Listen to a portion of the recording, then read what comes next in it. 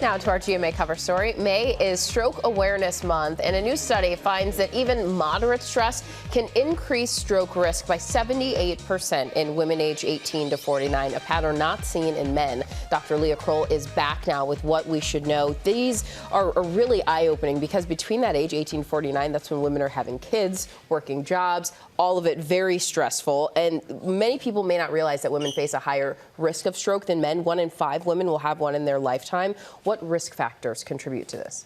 Janae, I'm so glad we're talking about this today. This really is an under-recognized and underappreciated women's health issue. In fact, every year, twice as many women die of strokes as they do of breast cancer. And I want to repeat what you said again. 1 in 5 American women will have a stroke in their lifetime. So this is something every woman needs to know about. And the reason their risk for stroke is elevated is really twofold. Number one, women's stroke risk is more affected by traditional vascular risk factors like stress or high blood pressure compared to a man's stroke risk. And number two, women have sex-specific risk factors that they may not be aware of. So things like having your period at an early age before 10, early menopause before 45, those things can increase your risk for stroke later on in life.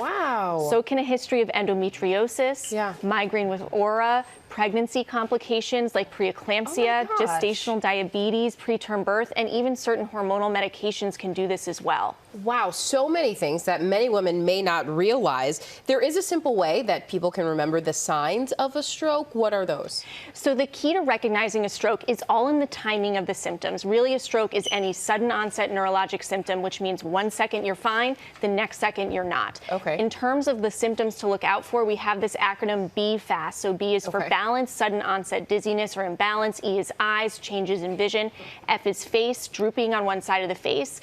A is arms, weakness in one of the arms. S is speech, slurred speech, trouble getting words out. And T is that ever important stroke reminder that timing is absolutely everything. So if there's any doubt in your mind, don't hesitate, call 911 right away. So this is not something to sit around and think about, contemplate. It is get help as soon as you think that you may see a symptom or sign. What are some things that women can do to minimize their risk? So the most important thing, I think, is to educate ourselves about what our unique risk factors are, because we need to arm ourselves with that knowledge in order to go into the doctor's office and advocate for ourselves to stay on top of our stroke risk the same way we do with our breast cancer risk and our yearly screening mammograms. We really need to look at it like that.